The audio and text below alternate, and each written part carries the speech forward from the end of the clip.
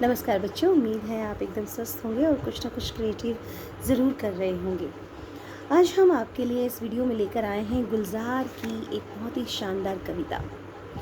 गुलज़ार जब कभी कभी बगीचे में बैठा करते थे तो उनके मन में एक प्रश्न आया करता था और शायद इस कविता को पढ़ने के साथ साथ आपके मन में भी ये प्रश्न आए।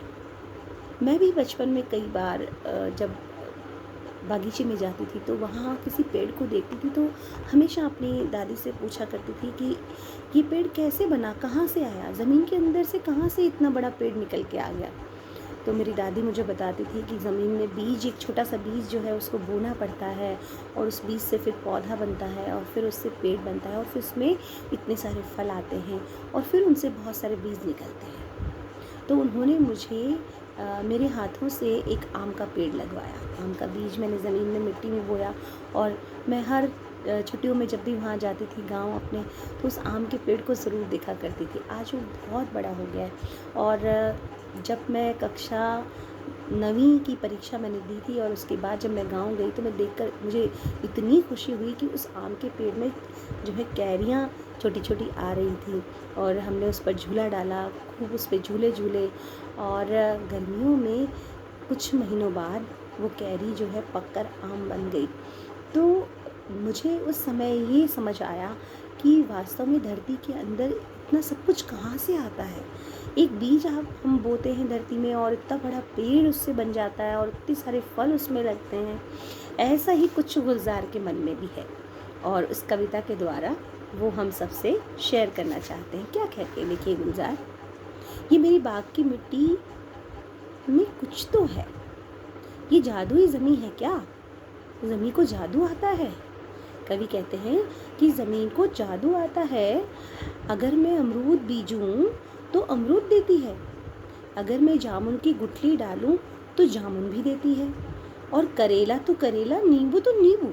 अगर मैं करेले का बीज डालूं ज़मीन में तो करेले का फल आएगा, करेले की जो है फूल लगेंगे, फल आएगा, पौधा पनपेगा, और नींबू अगर बोऊं तो नींबू आएगा। अगर मैं फूल मांगूं तो मुझे गुलाबी फूल देती है, और अगर मैं रंग दूं तो वो भी रंग देती है।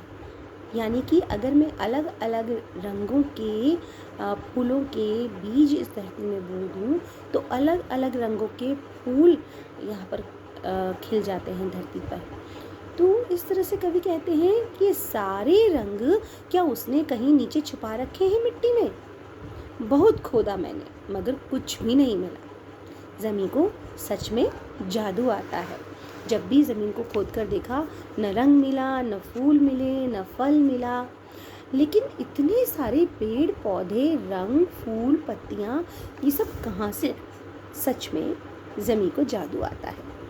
आगे गुलज़ार कहते हैं कि बड़े करतब दिखाती है ज़मीन। ये ज़मीन बड़े करतब दिखाती है। ये लंबे लंबे ऊंचे ताड़ के पेड़ उंगली पर उठाती है।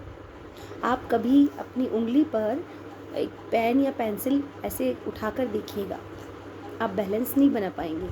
लेकिन कवि कहते हैं कि धरती जो है अपने ऊपर इतने बड़े बड़े ताड़ के पेड़, अगर आप खड़े होकर देखो तो आपकी जो है आपकी नज़रों से दिखाई भी नहीं देंगे, इतने बड़े बड़े पेड़ होते हैं ताड़ के पेड़। तभी तो कहते हैं कई बार कुछ बच्चे जो हैं अगर बहुत लंबे हो जाते हैं तो उनकी मम्मी उन्हें इस तरह से डांटती है, ताड़ की तरह बड़ा हो गया, ताड़ की तरह लंबा हो गया है। तो जो ताड़ का पेड़ होता है वो बहुत लंबा होता है। अच्छा, ताड़ से ही कई सारे शब्द भी बनते हैं, जैसे ताड़ना, यानी कि जब आप दूर तक देखते हैं किसी को तो उसको कहते हैं ताड़ना। तो इस तरह से आपने एक असुर का नाम भी सुना होगा, राक्षसी का, ताड़कासुर। ताड़कासुर एक राक्षस था। तो इस तरह से ताड़ शब्द से बहुत सारे शब्द हम अपने आसपास देखते हैं। तो ये ताड़ जो है पेड़ का नाम है और ये बहुत लंबा होता है, बहुत ऊंचा होता है धरती पर। तो कवि कहते हैं कि लंबे लंबे ऊंचे ताड़ के पेड़ उंगली पर उठा लेती है और उनको गिरने भी नहीं देती, और जब हवा इनको हिलाती है ना तब भी ये पेड़ ज़मीन पर नहीं गिरते। हिलते हैं लेकिन पेड़ ज़मीन पर नहीं गिरते। इनको कौन पकड़ के रखता है? इनको ज़मीन पकड़ के रखती है। धरती को बड़े करतब दिखाती है, उसमें बड़ा जादू आता है। और कवि कहते हैं कि कभी जब मेरे हाथ से शरबत, दूध या पानी कुछ भी अगर गिर जाए तो ये ज़मीन गटागट पी जाती है। अगर मिट्टी वाली जगह पर आप बैठे हों या खड़े हों और वहाँ पर अगर आप पानी गिरा दें, कुछ भी गिरा दें लिक्विड, तो वो अंदर सोख लेती है धरती।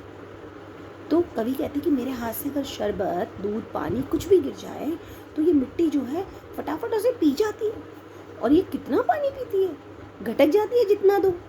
कई बार तो जब इतनी ज़्यादा बारिश होती है, उसमें इतना पानी बहता है, वो सारा का सारा पानी ये गटक जाती है अपने अंदर। इसे लोटे से दो, बाल्टी से दो, नल इसके ऊपर खुला छोड़ दो, गजब है ये भाई। इसका तो पेट भरता ही नहीं है। और सुना है ये अपने अंदर नदी को भी छुपा लेती है, पूरी की पूरी नदी का पानी इसके अंदर छुप जाता है। तो कवि कहते हैं लास्ट में कि सुना है जो है ज़मीं को जादू आता है, यकीनन ज़मीं को जादू आता है। ये सब चीज़ें ज़मीं के अंदर कैसे छुप जाती हैं, दिखाई नहीं देती हैं, और फिर अचानक से पेड़ पौधे फल फूल के रूप में एक दिन हमें ये सब चीज़ें दिखाई देती हैं। तो वास्तव में, और आप अगर ज़मीन को कुरेद कर देखेंगे, खोद कर देखेंगे, उसके अंदर कुछ नहीं दिखेगा। तो ये जो कवि हैं, ये बाल मन की कल्पना को उन्होंने इस कविता के द्वारा हम सबके सामने रखा है। आपके मन में भी शायद किसी चीज़ को लेकर कोई कल्पना हो ऐसी कि जैसे मान लीजिए बादल है, बादलों को जादू आता है, दिखाई नहीं देता इनमें इतना पानी है, लेकिन जब बरसते हैं, बाप रे बाप, नदी, तालाब, समुद्र, नाले सब भर जाते हैं। तो कोशिश कीजिएगा इस टॉपिक पर लिखने की, बादलों को जादू आता है, और कमेंट बॉक्स में ज़रूर अपनी पंक्तियों को लिखकर मुझ तक पहुंचाइएगा। तब तक के लिए बाय।